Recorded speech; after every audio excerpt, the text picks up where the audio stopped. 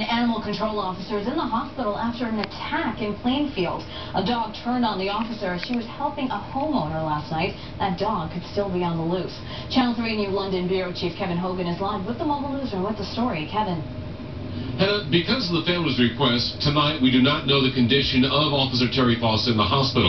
But the homeowner at that house that we went to today describes a horrifying night, a horrifying ordeal for the officer when the dog they believe was a pit bull attacked the veteran animal handler.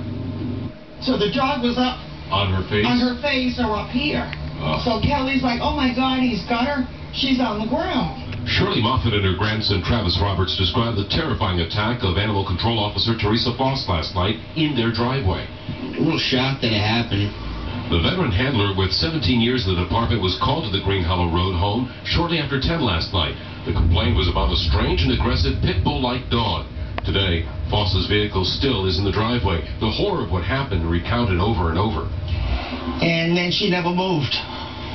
So that's when then the EMTs came and the police, and they rushed her to the hospital. She was seizing, and so we don't know if the dog bit her or what happened. Shirley's son-in-law grabbed his .22 rifle and fired several shots at the animal, who they assume was hit because it yelped and ran off. Because if he went after the dog warden, we assumed, and he came back, he was trying to get us. Tonight, Plainfield police are combing over a list of registered dogs, trying to determine who owns the animal. Now, the police are asking if anybody spots this animal, whether it's the carcass of a dead dog or the animal itself, please contact Plainfield Police. Live the mobile newsroom, Kevin Hogan, Channel 3 Eyewitness News.